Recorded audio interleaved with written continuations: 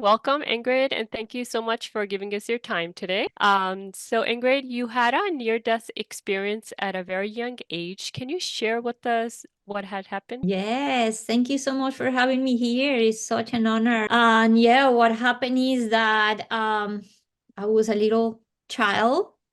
You're mentioning I was close to 3 years old. And I am originally from Colombia, Bogota, Colombia. And there I was living with my parents, my sisters, and we had there was a lady in the house that take care of us when my parents were not around. They will leave for work very early in the morning, and this lady usually didn't even pay attention to us when they were not around. And one early morning they left, and my oldest sister, she was close to 4, like I said, I was close to 3, decided to go and play in the patio in the house. And like usual, this lady went and do her own thing, and we went to the patio. We found a ball, and we decided, let's play cash across a tank. We knew that we were not allowed to play in this tank, so of course, secretly, and nobody's watching, we grabbed the ball, we climbed the walls of the tank. It was a big tank. It held about 900 gallons of water. And the purpose of this tank was to collect water for hand washing clothes. Back then, early 70s in Colombia, we didn't have a washing machine. So the clothes were washed by hand. And then she sat on the flat surface where it was a little bit safer. I went on the other side of the tank, and it was like a thin edge, and I was just sitting. I had my knees bent, so I was like very precariously like leaning in this tank. But hey, we were having fun. Who's thinking about any danger? And then my sister grabbed the ball. She threw the ball, didn't apply enough force, and the ball fell and was floating the surface of the water. And then I thought, hey, I can grab it. And I leaned forward. And the moment I touched the ball, it rolled. And then I lost my balance and fell in the tank. The first feeling when my body touched this water is that this water was frigid cold. So that was the first thing. It was like just from right there, like it took my breath away. When you have this feeling of cold water and you just go like, just right there. And then it came the realization after that. Now that I'm feel the frigid cold, this is the other thing. People think that because I'm from Colombia, I come from hot weather country. But Bogota is very high up in the Andes. We're talking about meters, it's about almost 3,000 meters. We almost 9,000 feet high up in the Andes. So the temperature is pretty cold. So the temperature in this water had to be about 30, 40 degrees Fahrenheit. We will be like, I don't know, 3, 4 degrees Celsius. So of course, touching that water was that this water is cold. And after that, I never have been in a pool. I never have been in a bathtub. So never have had the head under the water. So now is the realization why I cannot breathe. So the two combined things, being greeted by frigid water and now not being able to breathe, of course, brought me into the worst horror you can imagine. And I'm trying to get out of this tank, and I'm in this terrifying moment when something amazing happened. And it was going from this horror to a state of complete peace. It was peace and calmness and serenity. I'm like, I didn't know what happened. Just a moment ago, I was fighting to just get out of this tank, and now I didn't need to breathe. I didn't need to go anywhere. I didn't need to get out of the tank. It's like just feeling absolutely amazingly well. And then I always like to bring the word contrast when I talk about my experience, because people come and say, how can you remember you were just a child? So I better explain that from the very beginning, because yeah, people get caught up in these things. And I said, one, because as I just said, the experience in itself was very traumatic. Two, because a lot of these contrasts happen, going from terror to peace just like that. Second, this space in the tank was a very dark area. The tank was completely made out of cement. There was a roof early in the morning, so that was dark. And then when I fell in the tank, the last thing I saw when my eyes opened was the darkness of the space. And I'm in this, imagine the fear. I'm now in this darkness. And when I enter into the peace and calmness and serenity, the first thing that happened, light. And then I saw a light that came from below. And the light was soft and it was able to illuminate the whole watery surrounding. So now imagine from darkness to now there is light. How can I forget this? And then the other contrast is that I live in a very noisy house, and I had the sisters. I had two more sisters at the time, and we had a dog and birds and cousins coming to visit. It was a lot of noise. And the other thing is that when I was drowning, my heart was pounding in my chest. Imagine when you were in a state of complete horror and your heart is just like beating so hard, and I could hear it like a loud drum in my head. To the point that I just have all these clear memories, and I was like boom, boom. And suddenly, when I entered into peace, it came the silence. It was absolute silence. And it's that silence, imagine, that comes with that peace. So it was such a profound silence that I call it the silence behind the silence. And even after the experience, how can I remember this? Because I crave this silence for the rest of my life. After the experience, I will hide into closets. I will go under the beds. I will go anywhere. I wanted to go chapels later in my life because I wanted that silence back. And I didn't know how to get there. It took me many years to go back to it. So there it comes the other reason why I don't forget. And now that I'm in this silence, in the light, in the past, in the calmness, I started to see bubbles. And the bubbles were surrounded by light. And it was like, oh, this is so much fun. And then I started to chase the bubbles. And when I was chasing the bubbles is when I turned around and I saw a body in the water. And it's when I have the clear realization, oh, that's my body. It's like I didn't feel afraid. It almost like I wasn't surprised. It's like, oh, it was like a familiar feeling, like, oh yeah, that's my body.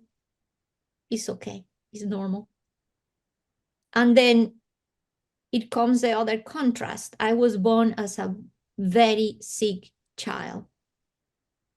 And some people may ask, like, oh, why a child should be that sick? Why a child should come to this world with being so sick? And in my experience, in my case, the reason is clear to me. If I was born as a very healthy child in well-being and this happens, probably I will forget the experience because there would not have been contrast like this. But for almost 3 years of my life, I was so unwell that I didn't even know any other state of being. I had been sick for 3 years. Now I am in the state of absolute well-being. So, of course, I see that body and I'm like, I'm not going back there. And I made that conscious, clear decision. I'm not going back into that body. And I turned around and I left the body behind. And it's when the moment I turned around, I started to see flowers. And the flowers were blooming from nowhere.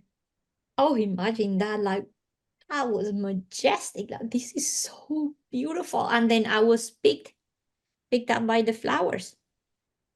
And then now I'm floating in these flowers. So even the sense of dimension disappeared. Now I'm being carried by flowers and I'm having so much fun. And it's when I put the analogy, imagine it's like going back to the womb where you don't have to do anything. You're just being done. So you're just in complete state, like, relax and joyful. And I am in my moment of bliss when suddenly, in just a flash, just like that, something unexpected happened. I appeared in the maid's room. And I'm looking at her from above and I'm like, oh, what is going on? That's Maria. So I went from this to this in just a flash. And then the moment I mentioned her name, nothing happened. She was listening to soap operas in the radio, completely unaware of what is happening. Since nothing happened there, like in another flash, just like that, I appear in my mom's path. My mom didn't have a car. She would walk every morning to her bus station, and it took about 10 minutes to get there. It was a long walk. She had to cross all this neighborhood. And then, same thing as with the maid, I appear above. I'm floating above her. And I looked at her, and this is what makes this experience so amazing. And one, this validates the experience. And two, I think this is what blows everybody's minds away. And is that the moment I said, oh, that's mom, my mom stopped. And I have to always bring a little bit of background story here. And is that my mom just had got a new job. What would be the sense of your responsibility, your mind telling you, oh no, you have to go to that new job? I mean, come on, it's your first day. She didn't. The call that she felt was so compelling that she turned around and started to run. And I have to say two things about my mom. My mom had a great intuition, but also that she listened to that intuition. So she felt the sense that something was happening at home with one of her daughters. And then she started to run. And when she's running, I looked at her and I'm like, oh, I wonder why mom is running. The last thing I thought is she going to get me. I was having so much fun. And then the moment she's running and I look at the horizon, I change my view. I see a dog. And I love animals. So when I feel the desire to be with the dog, I am with the dog. And I'm like, whoa. And then I see a park and I feel the desire to be in the park. I am in the park. I'm like, this is fun. And now I started to play this game of going places. And it's like, of course, like the sense of time and space as we know it completely changed. And I could be anywhere at any time. So imagine I was having a blast. And then it happened again, like in just a blink like that. I went from experiencing this to a realm that was made of pure, bright, intense, shiny light. And this was the first time in my almost 3 years that I felt I am home. I said, oh, I am home. And what is the feeling of home? Is the sense of, oh, the sense of, you know, this place, is the sense you feel welcome, you feel embraced, you feel, well-being is just like, oh, this is home. And then something really interesting happened. Although I had seen my body in the water, up to this point, I didn't have the clear like realization of what was happening. And it was the moment when I said, I'm not that body. I am not that. And it's when I realized myself as a being of light. And I started to have the sense that I was kind of dissolving, like becoming part of the whole. But I was still having a sense of being. And then this sense of being even disappeared when I enter in a new state of being. And some people, I call it nothingness. Some people call it vacuum. Some people call it, I guess, non-self or emptiness. To me, I just call it nothing. But this sense of this world of nothingness scares people away. But I say, imagine that there's a stadium, to give an analogy, and the stadium is just enormous. And in the middle of the stadium is a little box. And inside this box, this little tiny box is all you think you were. All the knowledge that you have about who you are is this little tiny box. And suddenly the box open up, and you realize, I'm not this. So I call it nothingness because in a way it's nothing that I thought I was, but at the same time, wholeness, the realization, I am all of this. The other reason I call it nothing, because in this idea of who I am, there's concept, there's meaning, there's certain way of seeing, there's perception. And now it's like, for me, was at that moment, there was nothing that I perceive as color, movement, sound, form, meaning, reason. It was just beingness. So imagine, it's a state that is very difficult to explain. It's one of the things that is always hard to explain. The only thing I can say about this state of being is that it was a state of pure consciousness, absolute presence. And it's a state of bliss. Lately talking to someone, because people ask me if I experience God, I said, I didn't know the concept of God being such a little child. But yes, when I talk about this state of complete connection, presence, bliss, it's when I said, yes, I experience God, not just as seeing something, but beingness. And then when I felt the sense that I was interconnected with absolutely everything, that I had dissolved, someone brought to me an example and a clarity. Imagine that you're a little baby. And that state of fusion and connection is like, imagine the baby is embraced by the mom or the dad, your mother, father in heaven, and then the baby feels like it loses the whole sense of self. The baby just feels that the baby is the mom and the dad. You're completely embraced. That's what I experienced, being embraced by God. So I am in this complete bliss when suddenly finally my mom arrived home. And this is the other incredible thing. My mom knew exactly where to go.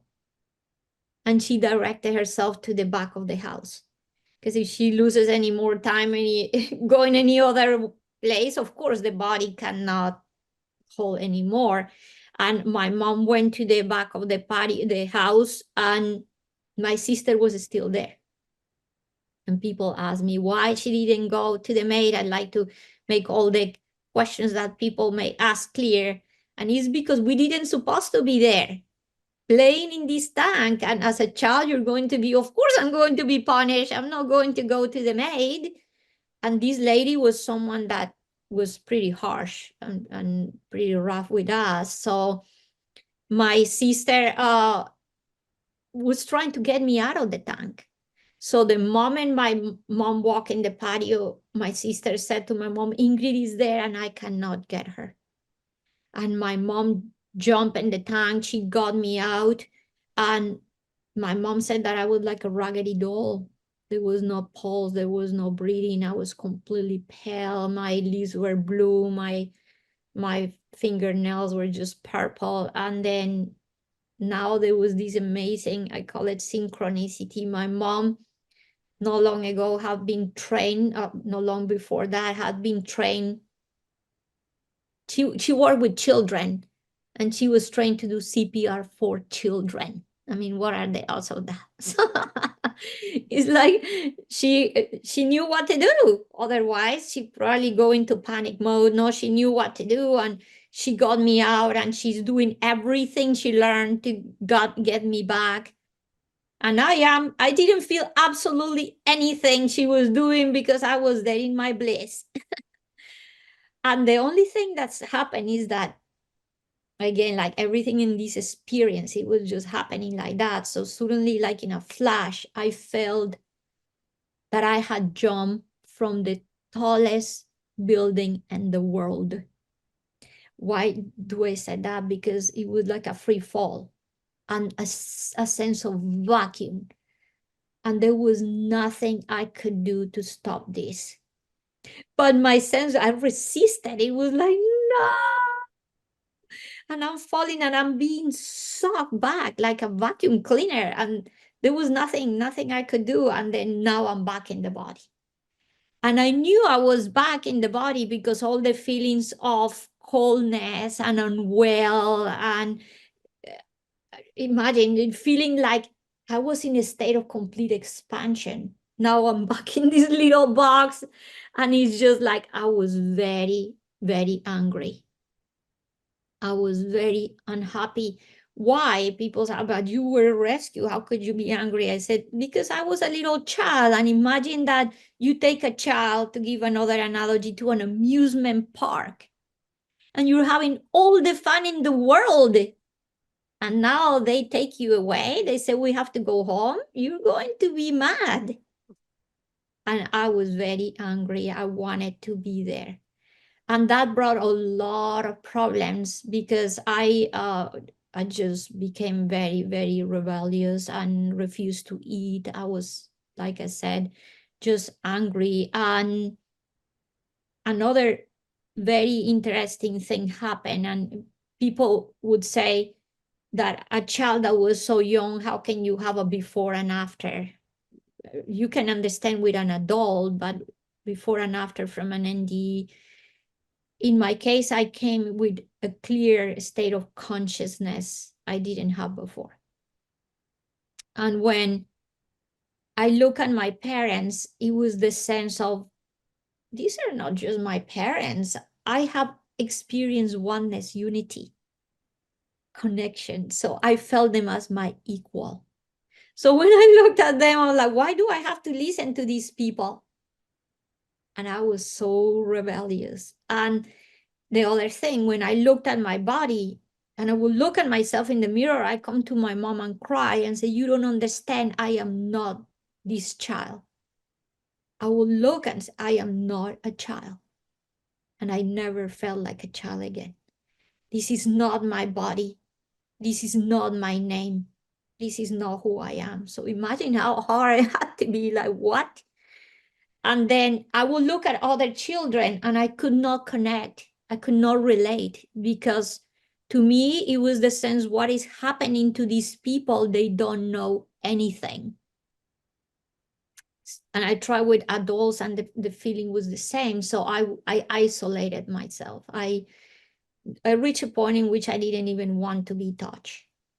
There was another thing that happened and that proved that something really was different with this child, and is that I started to show abilities that I didn't have before. And I'm telling you, I'm just about to be 3 years old, and not long after my NDE, now I could read, I could write, I could develop mathematical problems, I could put together complex puzzles, I could paint. So it's like something really happened here that nobody understood or could explain. And the sense was just more like, this will change and get better, like nobody knew. And then again, I was being very rebellious, didn't want to even feel the sense of being here. I wanted to go back there. But thankfully, my situation changed because I started to communicate and see what I name beings of light. And the way this happened is that after my ND, this is the other thing. When people say, how can you remember? I said, it's because for me, I always say, is for me, the doors never close. Experiences kept happening over and over and over. It's like, so I always say, it's like the doors for me never close.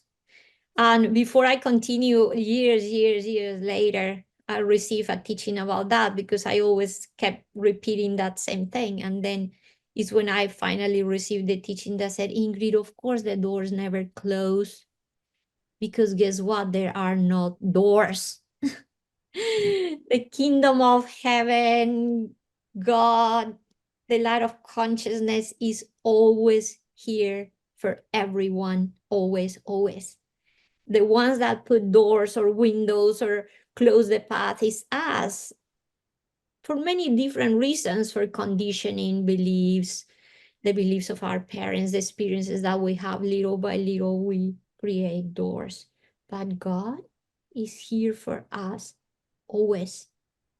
You just have to remember him and open the door. So for me, was after my NDE, again, as things kept happening, I started to have what we know today as out-of-body experiences. I guess that state of being able to be in that conscious state happened for me, and I kept going back to that realm of the light.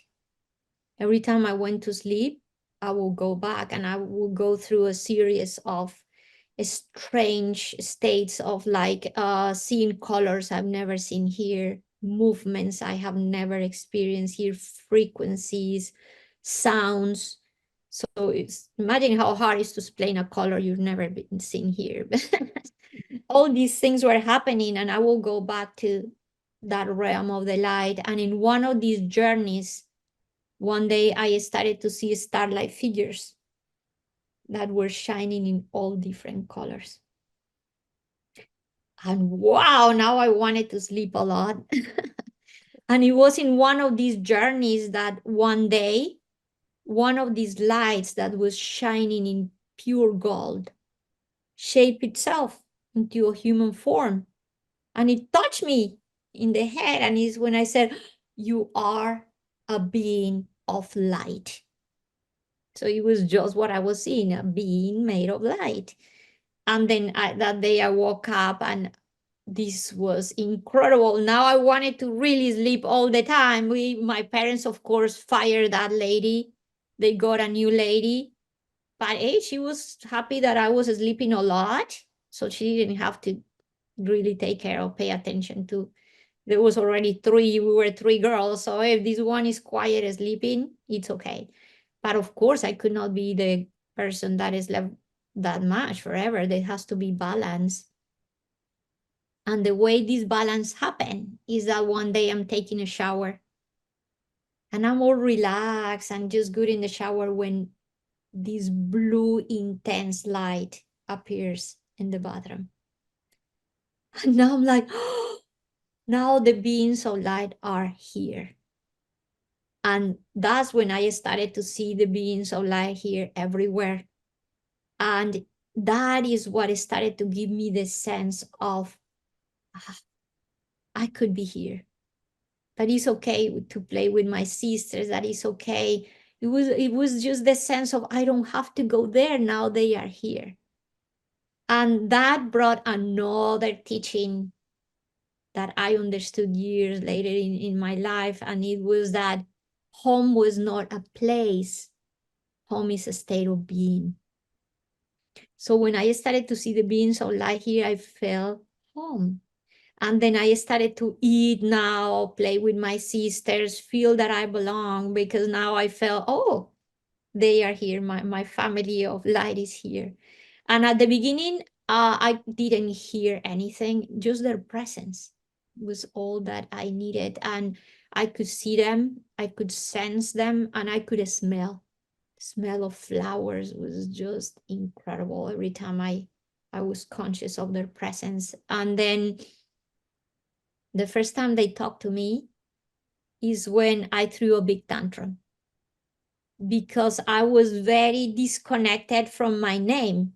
I didn't have that sense of identifying with the name, the form. And then one day, they're calling me to eat dinner. Ingrid, Ingrid. And every time they call me, I'll be like, oh, don't call me like that. That's not my name. And then the lady came, Ingrid, we're calling you for dinner. And then I turned to her and I said, don't call me like that. That is not my name. Then she said, then what is your name? And my answer was, I do not need one. So that day they sent me to bed like, oh, they didn't know what to do with this child. And when I went to bed is when the first time I heard her voice.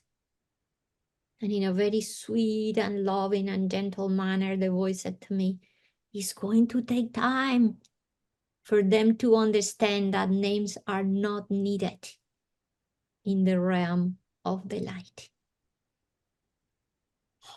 And they say, like, you already know.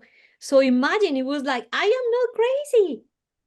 And of course, although later I had it clear and I understand that in our human experience, yeah, we need a name and it is just perfectly fine. That's the human experience needs all these labels and things.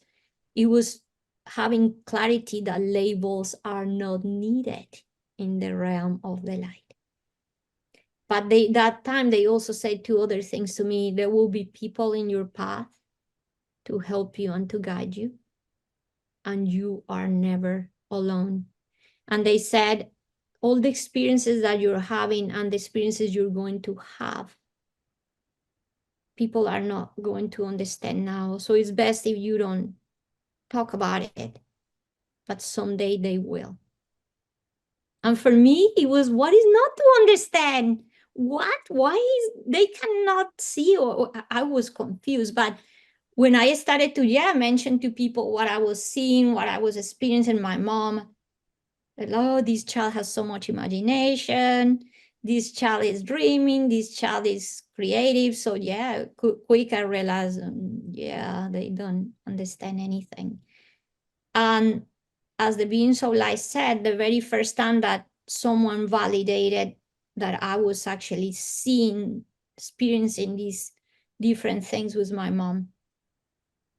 And it happened when I joined kindergarten and I started to paint beings of light everywhere. As a child, I needed to express this that was in my life. And I'm painting beings of light in every book, in every page. And the teacher came, they already thought that I was kind of different, like this strange child. And then she came and she's like, are these the sun and the stars? And I said, no, these are my friends, the beings of light.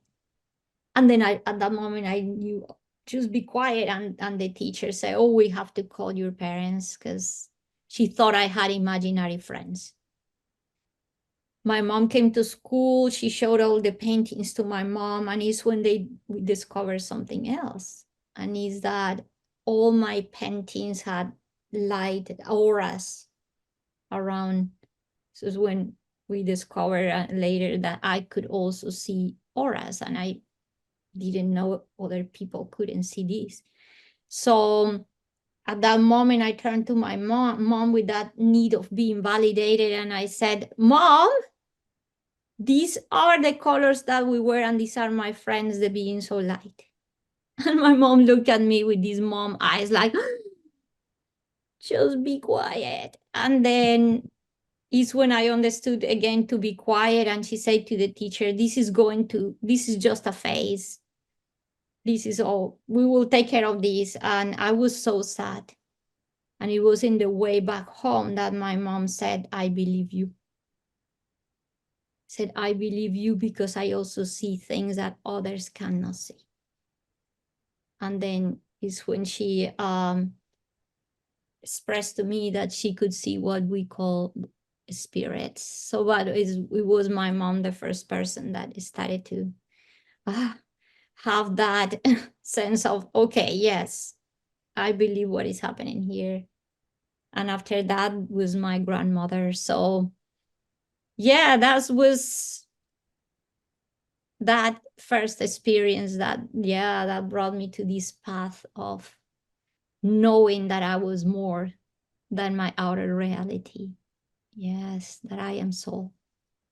And did that, like, once your mom confirmed, I'm assuming it changed her life as well, along with yours, right? Yes, yes, it did. And especially because after my mom, like I said, it came my grandmother. And my grandmother, but it was my father's mother. She was a very spiritual lady. And she was raised as Catholic. We all did, because Colombia that time probably was 98% Catholic. So, but she was a very rebellious woman, in the sense like there has to be more. And then she joined an order called the Rosicrucian Order, and then she studied Buddhism and Hinduism and Kabbalah and the chakras and everything. She's like, there has to be more. And then she started to bring this to our home. And she was talking to my parents, and they were like clueless of what she's talking. But it's when I said, Grandma talk like the beings of light. And then Grandma and I became just pals, the best friends, because it came really clear to me later in my life is not about the experience, but the purpose behind the experience. So it was this experience brought me to connect with Grandma, and Grandma brought me to the path of spirituality. See, so otherwise it just would have been just an experience. And then Grandma she taught me how to meditate. My mom taught me how to pray, because when I talked to her about being so light, she understood that they were angels. And she cried and said, you see angels. So yeah, there's another story there with that, but maybe we can talk about it. But yeah, for my mom, this was just amazing. And now my grandmother taught me to meditate. And with the very first meditation I did with the Om, I understood later. I didn't know at the moment what had happened, but I had what is known today as a Kundalini experience. Of course, this is known by hundreds of years, but we didn't have access to any of this information, and I didn't know any of this until I started to put it all together through time. And then yeah, my grandma was the person. She started to bring books. By the age of 9, I was reading books like the Bhagavad Gita, books of self-realization, books of discernment, and I would have these deep dialogues with my grandma. So by the age of 12, I joined transcendental meditation, brought my family, my friends. So I was just completely immersed in all this. And my grandmother put a group together called Agni Yoga, and then we will study scriptures, and my dad was part of it. So we became a very spiritual family. But that was in my inner world and in my family world, but out there in a school and in the outer world, out of the house, I was a very weird person. Like I didn't fit in, I didn't belong. So imagine, although there was so much gifts and so much greatness in the other part of my life, there was a lot of misunderstanding, and a lot at school I was bullied, I was ostracized. And even with my capacity of I had this great intelligence. Like I said to you, I will go to school, they would teach me things, and I will be bored. I was like, I already know this stuff. I always felt the sense that I wasn't learning, that I was just remembering. So at school, the teacher would put me in a corner because there was no programs at the time developed for children with high IQ. And they would be like, you know everything, sit in that corner and let us be. So I wasn't treated in a way where I felt I belonged to this world. So I was very, very troubled, very sad, very disconnected. When I did my first communion, my love for God was such that I just wanted to be like a nun. I was like, because I thought that was the way. I'm like, the only thing that is in my heart is love for God. And then when I was in the school and I went to tell the priest, why you say that we have to fear God? If God is love, he's the one that loved us the most. How could you say that? Oh, he got so mad at me. And it brought me to, how you know, what are you talking about, that you don't fear God? Those are the words of the devil. And it was just all these things that brought me to think, I don't belong here.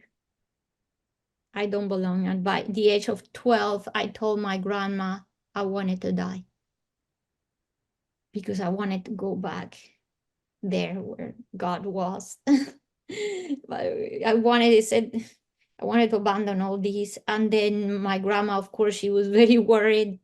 And is for my 12th birthday, she took me to a Zen Buddhist temple, which was something very unheard in Colombia. And she said, I know this place where you're going to feel good. And she took me there. Oh, and I felt the sense of belonging, the sense I wasn't being judged, the sense that, and they taught me this meditation, breathing meditation. And I felt so connected, and I felt it was incredible. And at the end of the meditation, I told the person that was there at the temple, I said to him, the monk, I said, I don't think we can come back because my grandma is a very busy person. And the monk is when he said to me, you don't need to come back. I said, what do you mean? And he said, because you already have a temple. I said, what do you mean that I have a temple? He said, you are the temple. So wherever you are, you can bring this meditation with you. Oh, that was so important because it's when that integration started to happen. I don't have to abandon this. I don't have to leave this body. I can be in that state of connection here and now. So that was all this, how that path of yeah, spirituality open for me. It wasn't easy at all. I said sometimes people hear to this and say they may think, oh my God, it's so good to go have a near-death experience and die and feel. And I said, no, because in reality, it took me many years to integrate all these. It is said that for an adult that has a near-death experience, it takes between 15 and 20 years. For a child, it takes between 30 and 45 years. So it wasn't just like that no, I was very troubled. It was hard. Imagine being in a world where you feel you're an alien. Nobody, if it wasn't for my grandma and my mom, and they, not even then, they understood the level of consciousness I had.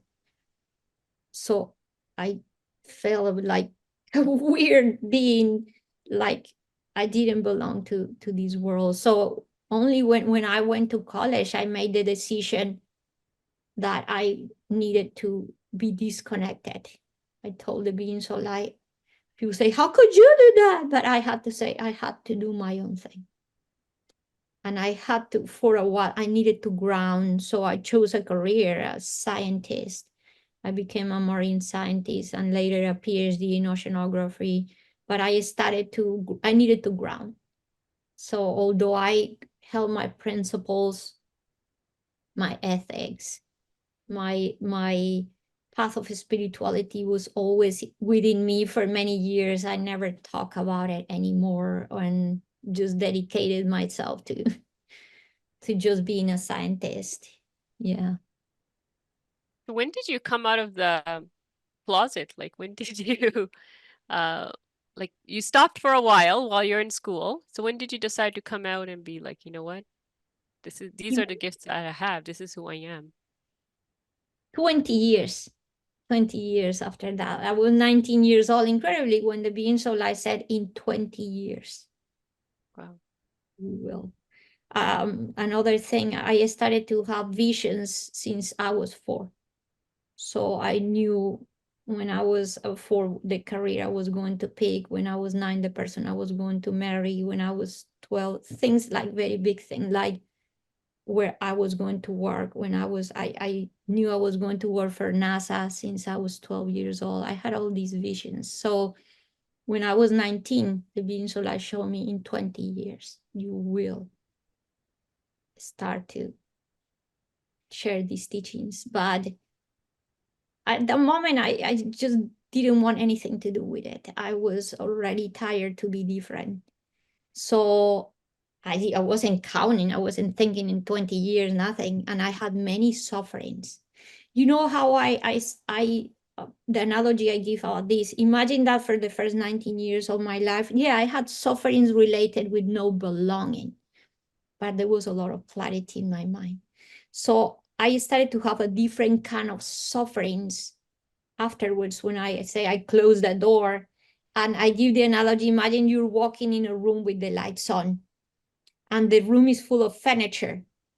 And if you know that the lights are on, you don't trip with the furniture. You can see what happened when you turn off the light.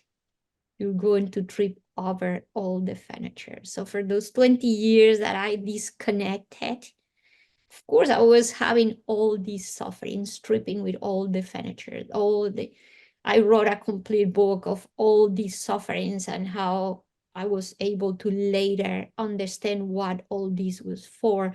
All these sufferings will bring me shaking out. They shake to remember. You decided to forget. No, you have to remember. And when many years later, it was I'm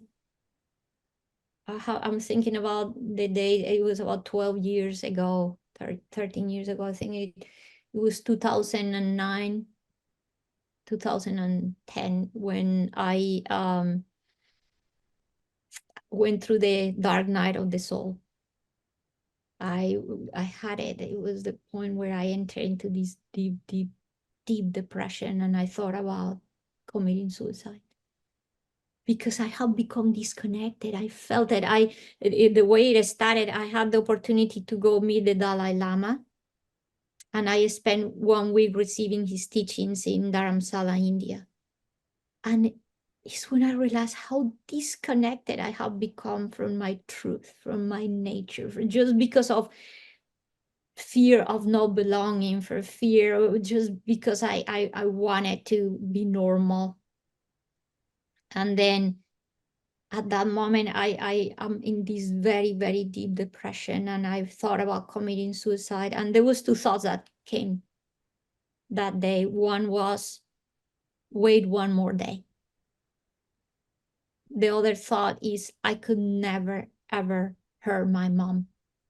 I could never do something that could harm, and killing and committing suicide I could never, ever hurt her. So like, okay, just wait and see what happened. And then that night I fell asleep with that just sadness. And then I woke up the next day, and there was my prayer that night. My prayer is been always not about God changing things, because that doesn't do anything. My prayer is always, with all this that is happening in between, all this chaos, help me see, because I cannot see. Help me see, what is this for? Help me see, because I have become blinded. Next day, when I woke up in the morning, it was clear and it was simple. You need help. Go see a psychologist. And up to that point, as a scientist, I was very successful. I didn't think I needed anybody. So it wasn't that a psychologist, or it was the sense connect, because I have lost that sense of connection to, I don't need anybody. See? So at that moment, it's like, yeah, I need to connect with someone that can guide me, that can help me. And in that case, yeah, a person that could be helping me with my psychic, with all these craziness that was happening within me. But one thing I have to say is that all those years of challenges and suffering opened for me the path to be more compassionate, more empathic, more caring, more loving, more even towards myself. So at that moment, I said, okay, I went to the office, I opened Google, I looked for a doctor in the area, and I wrote the name of the person on a piece of paper because he had a really good feedback. And then that day at the NASA cafeteria, I met a friend, and she started to talk to me about her daughter, that she was going to psychologist, and gave me the exact same name. What are the odds of that? I said, oh, look, I just have that name here. And that day I met another person that mentioned the exact same. I said, okay, this is a synchronicity. I get it. This is a message. And then I went to meet this person. And it's when this person said to me, after a while, I just came, and little by little, I started to open to him, because he was a very spiritual person. So he was the right person. And I started to kind of drop stuff that I sounded kind of different, and he never even like what, or he was just very present. And then I felt very confident, very safe. That's the thing. I felt the sense of safetyness. And then one day he said to me to write a list of sufferings. And I'm like, oh God, I'm a scientist. I don't write sufferings. But he said, this is very cathartic. Just do it. I'm okay. And I wrote all the list. And when I brought it to him, he said to me, wow, after my 37 years of practice, I have never met someone that has suffered this much and is mentally stable. He said, wow, like I take my my hat off, and I was like, and I just felt the sense. I was so surprised. I never felt that I had been the one that suffered that much. I mean, wow, I knew my sufferings, but when he said that, is when I said to him, this cry that I have felt since I was a child. I always ask, why me? Why me? And then I said to him with that anguish, why me? Why this is happening to me? And the answer was incredible. The answer was the one that turned the light on back. He said, why not? He said, look, thanks to this, you've done this, and thanks to this, and thanks to this, that, and I'm like, and he wasn't even reading any notes or anything. And I've been already talking to him like for 1 year, and he's like, it's when I saw purpose behind everything. And I can say that 3 miracles happened that day. And that's what opened back the door for me to come out of the spiritual closet. And it was, the first miracle was the realization that nothing ever happened to me. It happened for me. So I could be sitting in that moment at that place of complete consciousness. I get it. So I saw purpose behind everything. Even the most horrendous and horrific things, I saw purpose. And now I was sitting in a state of gratitude. So elevated a state of being. The second miracle is that the realization of the only truth, my only truth at that moment was that I was talking to these psychologists and nothing else was real. Everything was in my head, everything else, and I could do anything I wanted with it. How do you want to perceive the world? is your choice. What do you want to do? What is in your head is your choice. This is your only truth. So it was freedom, sense of inner power. And the third miracle was the realization of what true forgiveness means. And it was to realize that there was nothing to forgive. Because if nothing ever happened to you but for you, then what is to forgive? So I could say two things. There was nothing to forgive. Oh, everything was forgiven. And then after that, I'm driving my car. I got out of the office and I'm driving my car. And so when I go back and feel the presence of God everywhere, it's like I was completely inundated by his presence. It's like in that state of complete connection and oneness again. Then is when I, from that list of sufferings, I started to develop my book. And it was the sense of, I have to write because this can help someone, all this journey. And at the beginning, I thought that that was egotistic to write about yourself, but it's when I have the clear message that said to me, this is not about you, but what you can do for others. So it's when I surrender and I let it happen, and the book wrote itself. I just had to just use my pen and paper, but it was. And then people ask me, "You writing a bestseller?" I said, "No.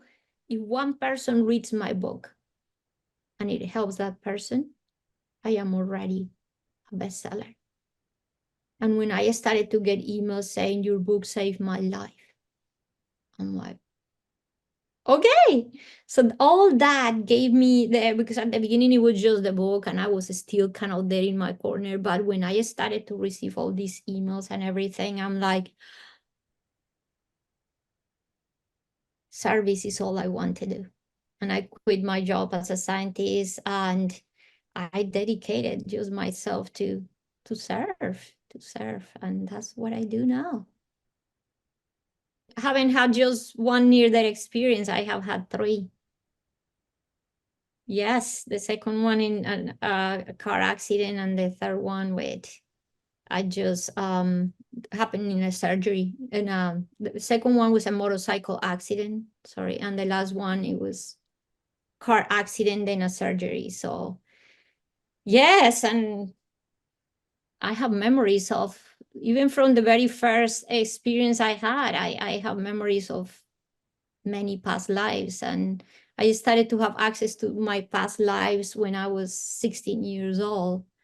So, and later in my life, I started at 6 years old, I started to have access when I was four beings of light, then after that to the spirit realm. It was a very shocking experience at the beginning, but I started to also have access to the other beings that have transcended or have already abandoned their So physical. the second two NDEs that you had, were they after, like, were it after you had closed off, or was it before? And like, how old were you when you had the second two? It was kind of in the vicinity, because when I closed off, there was a transition. Of course, it's not like, hey, today you're seeing, tomorrow you don't. It was like, and I was 24 years old. So yes, When you and had that the is, second one, right? The second one? yes, the Okay. second one. And that was just another incredible experience, because it helped me to bring the message that right even before the bike fell, when I had the accident, I was already out of the body. So what was incredible about that experience, because I'm able to help people nowadays, is because they ask me if their loved ones suffer when they died in a tragic accident.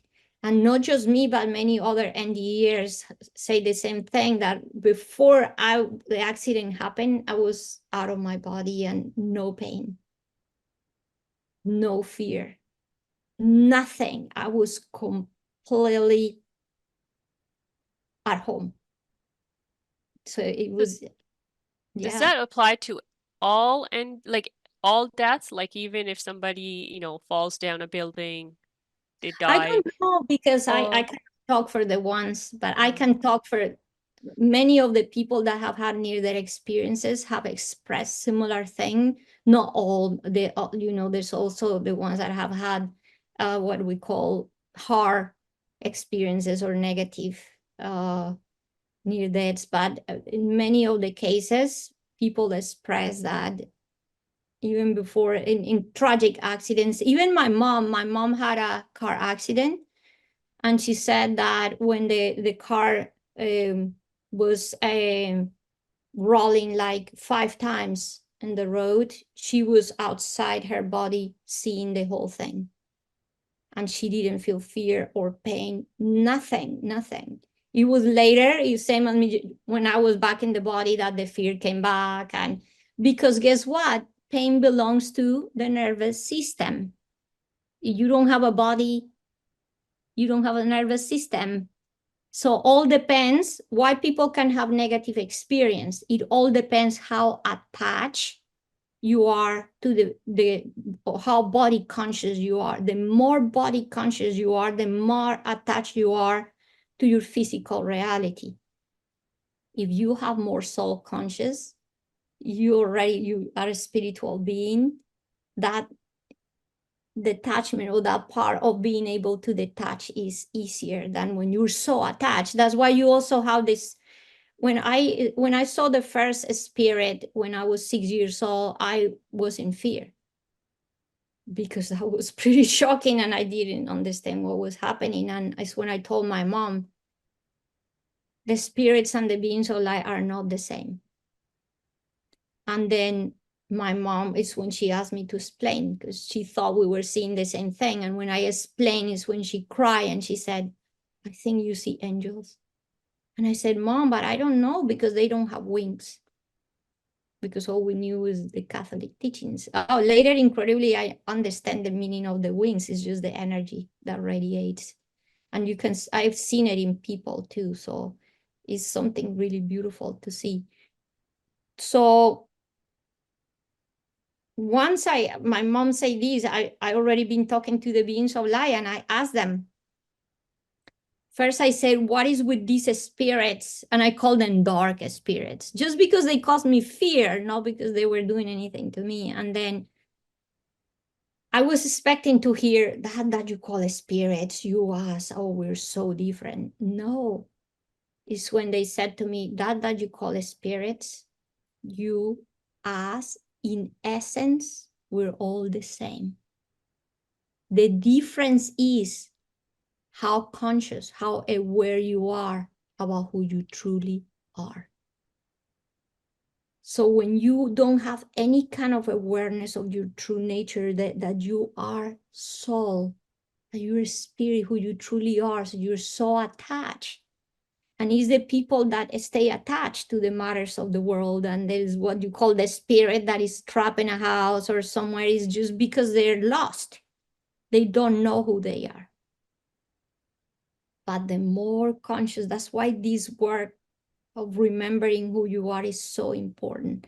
When I ask God, I ask the spirit, I ask the being so light, what is our purpose and what is our mission? They say your only true purpose is to remember that you are the light, that you are the soul, that you are the light of consciousness. And your mission is to shine that light in whatever you are doing. See, so realizing, becoming self-realized doesn't mean that you drop your job, your family. No, the point is that once it's not just about being self-realized, but being self-actualized. Now that you remember who you are, shine that light, even if you are a mother, a doctor, a teacher, a carpenter, a cook, it doesn't matter. Shine that light. So that's the clarity I started to have with all these. The other thing I asked the beings, so like my mom said, that you are angels. Is that what you are?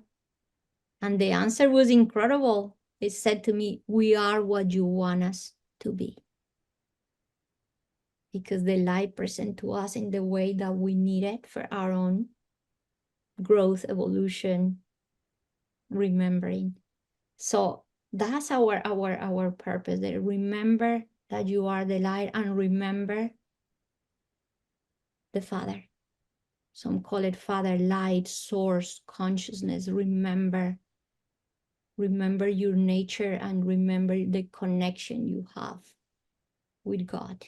That's the only true purpose. The rest is that you pick your stuff and you have fun here in this playground of life, and you pick a career and you pick whatever. But if you are in that connection with the truth that you are, and with the Father, Mother in heaven,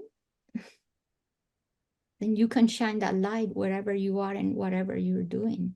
What has been the most important life lesson that you've learned in this life? Wow, there's just been so many, but there's been, I can tell you two visions that I have, and is one, learn to calm the mind and learn to elevate yourself through the state of gratitude and appreciation. When you are in that elevated state of being, wow, you are connected. And just calm the mind, calm the monkey mind when there's so much noise in the head. So much noise with being busy and focusing the outer reality, you lose the way. And people say, why I am depressed, why I feel alone, why I feel disconnected, because it's the inner. And then I had a vision in which a being of light, oh, this was incredible. This being of light was in front of a lake, and the lake was completely quiet, completely peaceful. And the being of light grab a rock, a pebble, and he's always sneaky. Like, I'm like, oh, I don't want the rock to disturb the water. And my expectation is that, of course, if you drop a rock, the whole lake is going, but the peace was such that I didn't want this peace to be disturbed. And then he grabbed the pebble and tossed it in the water. And the moment the rock touches the water, nothing. It went through and nothing happened. And I was so amazed. And it's when I received the teaching, that's the way someday you have to be. Where no matter the challenge, no matter the noise, there's no disturbance. Yeah, the water can feel it. It doesn't mean you don't feel it, but you're not disturbed about it.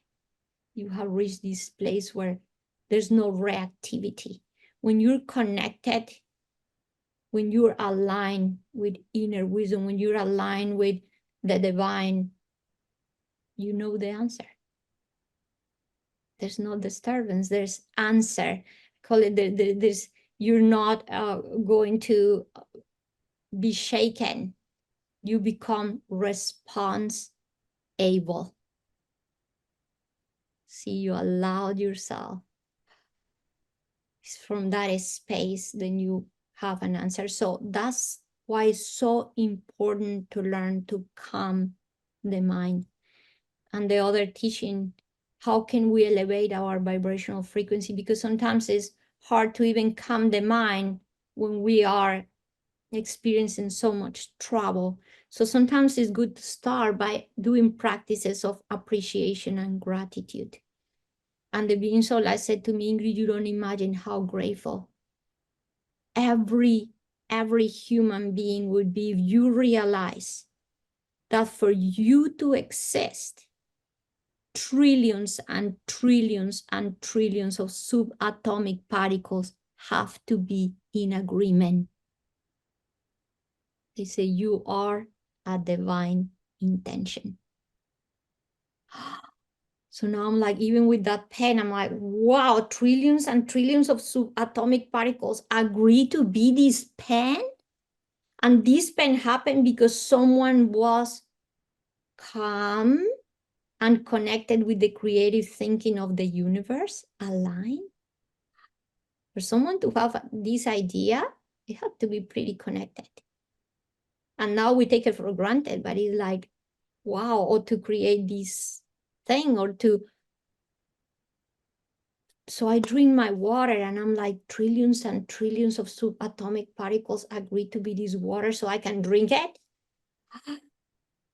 See, elevate your state of being. Look, gratitude is one of the highest vibrational frequencies there is. People say, what you mean is not love? And I said, just wait a minute.